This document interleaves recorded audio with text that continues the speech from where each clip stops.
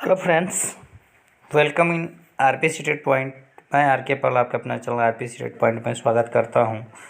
और वैसे कैंडिडेट जो 7 फेज की बहाली को लेकर काफ़ी चिंतित हैं और डेली 7 फेज का वेट करते हैं, जो सीटेट बीटेट क्वालिफाइड हैं और 4 साल लगभग हो गया, 4 साल से हम वेट ही कर रहे हैं।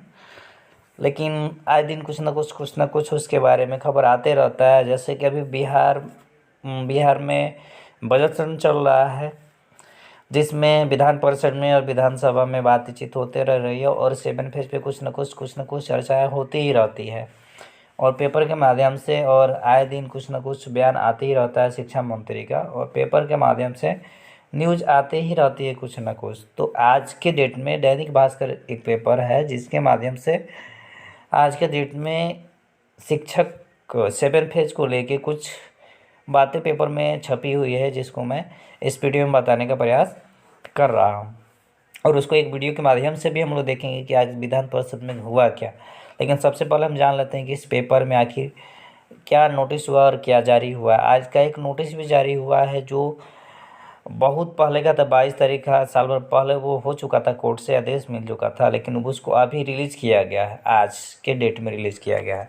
तो उस पर भी हम लोग आएंगे, लेकिन उससे पहले हम लोग इस पे आएंगे, पेपर पे आएंगे कि पेपर में है क्या और क्या लिखा हुआ है। सबसे पहले हम पेपर पे ही आते हैं। आइए आप देखिएगा इस यहाँ से।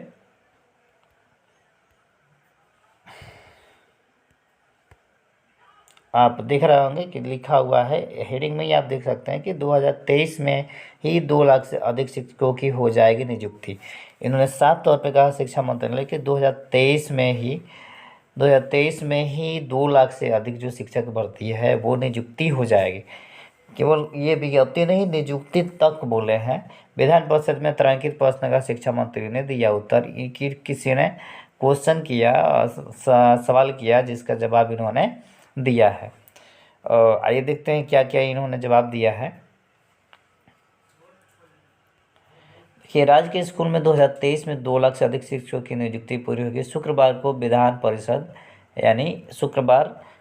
परिषद में चंद्रशेखर ने नवल किशोर यादव और मदन मोहन झा के तार्किक प्रश्न के उत्तर के दौरान जानकारी दी। प्रश्नकर्ता ने पूरक में पूछा कि 2023 में नियुक्ति प्रक्रिया शुरू होगी। इस पर मंत्री ने कहा कि प्रक्रिया ही नहीं बल्कि संपूर्ण नियुक्ति प्रक्रिया होगी। इन्होंने स्पष्ट, आप यहाँ पर देख रहे होंगे, स्पष्ट शिक्षा मंत्री ने बोला कि नियुक्ति ही नहीं, संपूर्ण नियुक्ति जो है वो पूरा टोटल चीज़ हो जाएगा। फिर इसमें कुछ क्वेश्चन आए, आगे देखते हैं कि क्वेश्चन क्या आया।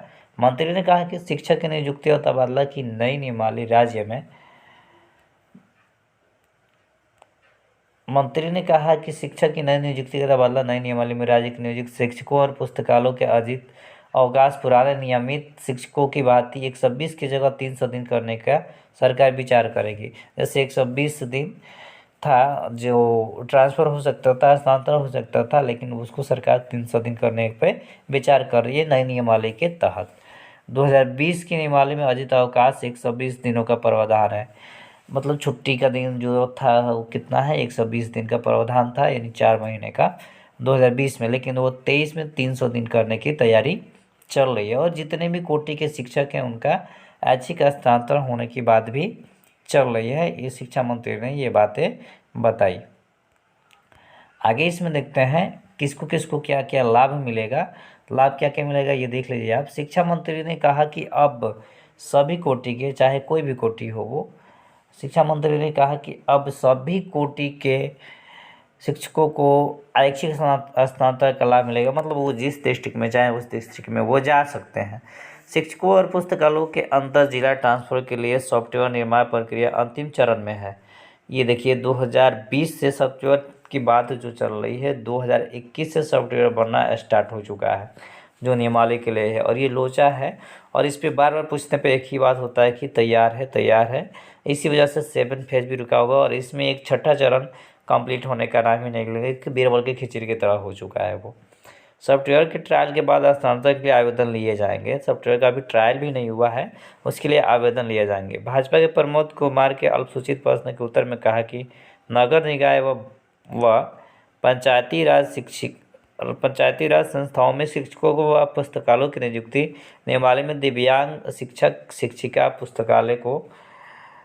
पुस्तकालय अध्यक्ष, अंतर नियोजन इकाई, अंतर जिला सहित उपलब्ध रिक्त पद एक बार ऐच्छिक स्नातक की सुविधा दी गई है। वो दिया गया कि हाँ, आप यहाँ से यहाँ ट्रांसफ़र कर सकते हैं। इसी बात के तहत पुरुष शिक्षक और पुस्तकालय को एक बार अंतर जिला सहित अंतर नियोजन इकाई में प्राथमिक स्नातक की सुविधा भी मिली है। वर्तमान में स्थानांतरण के लिए सॉफ्टवेयर के निर्माण की प्रक्रिया चल रही है। सॉफ्टवेयर ट्रायल के बाद से इस पर कार्रवाई करना क्या हो जाएगा, स्टार्ट हो जाएगा। तो ये पेपर के माध्यम से अच्छा न्यूज़ था और 7 फेज़ के लिए। और इन्होंने बोला है कि 2023 में 2 लाख से अधिक शिक्षकों की वेतन जो है वो नियुक्ति जो है उसको कंप्लीट कर लिया जाएगा। तो कहने के लिए तो ये होता है, लेकिन विज्ञप्ति तो आ जाए। विज्ञप्ति जब तक नहीं आता तब तक हम कुछ मान नहीं सकते हैं। और आगे आज विधान परिषद में क्या हुआ, आइए एक वीडियो के माध्यम से हम लोग उसको जानने का प्रयास करते हैं। पुराने नियमित शिक्षकों की भांति 300 दिन का देना चाहती है। अभी उनको नियोजित शिक्षकों को 120 दिन का देते हैं और पुराने शिक्षकों को 300 दिन का देते हैं। मैंने अंतिम खंड में महोदय के यदि खंड का उत्तर सकारात्मक है तो नियोजित शिक्षकों पुस्तकालय अध्यक्षों को पुराने शिक्षकों की तरह अर्जित अवकाश देना चाहते हैं। बस दोनों शिक्षक राज्य सरकार का है, एक पुराना है एक नया है। तो पुराने ही की तरह राज्य सरकार नए पर देने पर विचार रखती है। माननीय मंत्री, विकास का पत्र है लेकिन नगदीकरण नहीं हो रहा है, ये भी मामला है। 120 से 300 दिन का तो कहा जा रहा है, वो है ही, लेकिन उसका नगदीकरण भी हो। सिर्फ नियमावली में सजाकर सवार कर रखने की चीज नहीं है। शिक्षक अगर सेवानिवृत्त होते हैं तो अर्जितावकाश का उनको लाभ भी मिले, उसका नगदीकरण भी। महोदय, जो प्रवृत्त नियमावली है 2020 उसमें 120 दिन के अर्जित अवकाश का प्रावधान है महोदय, और नई नियमावली आने वाली है। इस पर विचार करेगी सरकार महोदय। संख्या 423 तो जिसको इस अर्जितावकाश का नकदीकरण का लाभ नहीं, केवल ये नियोजित शिक्षक ही हैं जिनको 120 दिन दे रहे हैं, दे रही है शिक्षा विभाग। 300 दिन करना है, ठीक है। मंत्री महोदय ने आश्वासन दिया कि हम विचार करेंगे 2023 की नियमावली में 300 दिन का, लेकिन इस अर्जितावकाश का नकदीकरण हो। कोई ऐसा सेवा संवर्ग नहीं है जिसको अर्जितावकाश का नकदीकरण का लाभ नहीं मिलता है। इसलिए मेरा आग्रह होगा सभापति महोदय आपके माध्यम से मंत्री जी से कि उस पर भी आश्वासन दे कि इसका नकदीकरण का लाभ इन शिक्षकों को भी दिया जाएगा। माननीय मंत्री महोदय, अभी जो नियमावली है उसमें तो प्रावधान नहीं है, जैसा कि पढ़े हैं, प्रश्न आने के बाद देखे हैं तो जानकारी मिली है। मगर नई नियमावली आने वाली है, उस पर विचार करेगी सरकार गंभीरतापूर्वक। महोदय, नई नियमावली कब तक आने वाली है? अब पूरी तरह से हमारे सम्मानित माननीय सदस्य नवल बाबू, आप आश्वस्त रहिए, कम से कम वर्ष 2023 संपूर्ण नियुक्ति प्रक्रिया को पूर्ण करेगी। प्रश्न संख्या 423 माननीय सदस्य डॉक्टर संजीव कुमार सिंह। उत्तर प्राप्त हो चुका है। इस मामले में चूंकि सेवा पर खतरा मंडरा रहा है, जो मैंने प्रश्न में पूछा है, तो मंत्री महोदय इसको भी प्राथमिकता देते हुए, चूंकि इग्नू से जब तक कोऑर्डिनेट नहीं किया जाएगा, कोऑर्डिनेशन नहीं होगा, तो तब तक ये काम नहीं होगा। और जिला शिक्षा पदाधिकारी जगह जगह पत्र निकाल रहे हैं, तो सब कुछ गलती है इग्नू संस्थान की और भुगत रहे हैं शिक्षक। तो इस मामले को भी देखा जाए गंभीरतापूर्वक। संख्या 424 माननीय सदस्य महेश्वर सिंह उपस्थित हैं। प्रश्न संख्या 425 माननीय सदस्य डॉक्टर प्रमोद कुमार। उत्तर प्राप्त है पूर्व जी। माननीय मंत्री जी से मेरा आग्रह है कि अंत में इस सॉफ्टवेयर की बात किए हैं, तो 2021 से इस सॉफ्टवेयर का निर्माण का प्रक्रिया शुरू हुआ है और वो अभी तक पूरा नहीं हुआ है। 2021 से सॉफ्टवेयर बनने की प्रक्रिया शुरू हुआ है, तो ये सॉफ्टवेयर कब तक बनेगा? और दिव्यांग और महिला शिक्षकों का ऐच्छिक हस्तांतरण की बात हुई थी, तो उसमें से मुझे तो नहीं लगता है कि अभी तक किसी का हुआ है।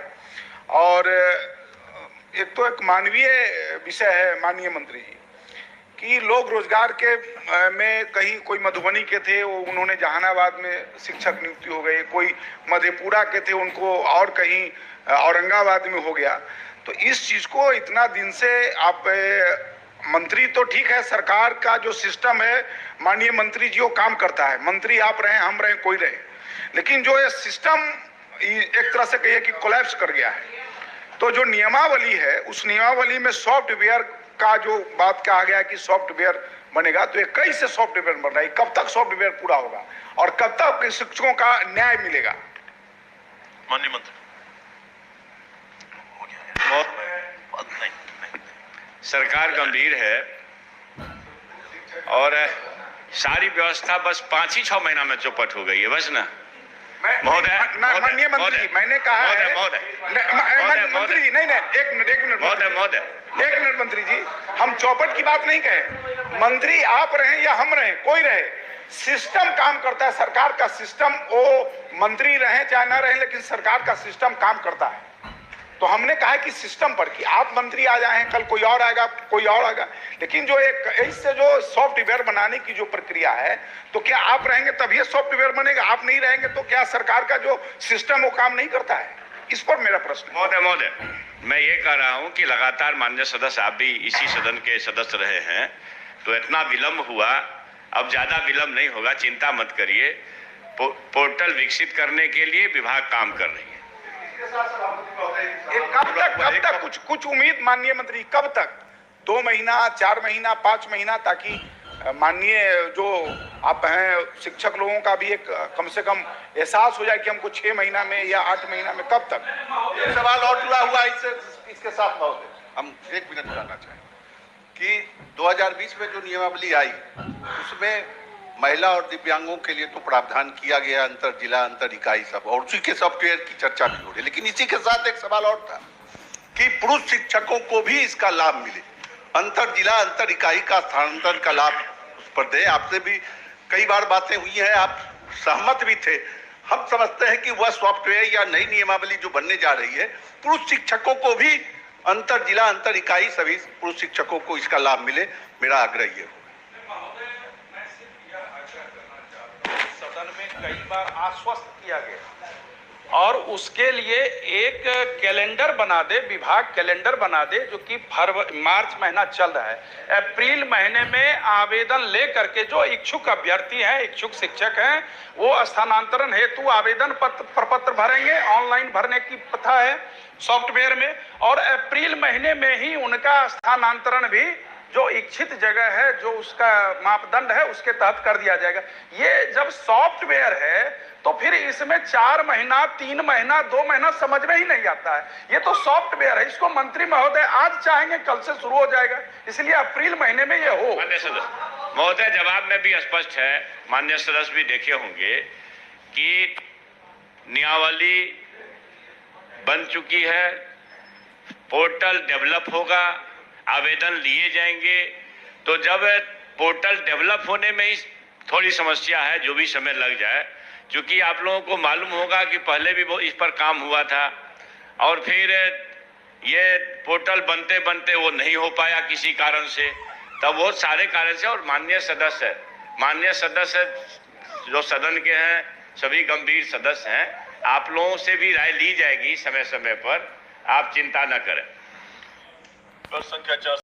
तो अभी आपने देखा, वीडियो के माध्यम से देखा अभी आपने कि क्या क्या बहस हुई और किस तरह से इन्होंने, शिक्षा मंत्री ने सारे सवालों का जवाब दिया और बोला कि नियुक्ति 2023 में ही 2023 में ही नियुक्ति प्रक्रिया पूर्ण कर ली जाएगी, विज्ञप्ति नहीं, नियुक्ति प्रक्रिया पूर्ण कर ली जाएगी।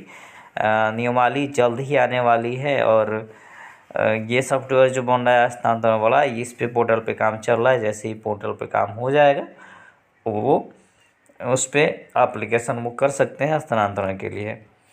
तो आई होप आपको ये वीडियो अच्छा लगा और ये जानकारी भी अच्छी लगेगी। इस वीडियो में इतना ही, और मिलेंगे फिर नेक्स्ट वीडियो में नेक्स्ट टॉपिक के साथ और 7 फेज से ही रिलेटेड लेके अगर कोई न्यूज़ अथेंटिक न्यूज़ आता है तो मैं आपके पास वो प्रोवाइड कराने का प्रयास ज़रूर करूँगा। और एक और न्यूज़ सर्कुलेट हो रहा था, जो ये था कि बिहार में डीएलएड या अदर जगह पर डीएलएड जो है, जैसे झारखंड सरकार ने डीएलएड को क्या किया है, रद्द कर दिया है, वो 23-25 में जो डिलीट किए वो नहीं होंगे। लेकिन बिहार में ऐसा नहीं है, बिहार में एप्लीकेशन लिया गया, उसके एग्ज़ाम भी होने वाले हैं।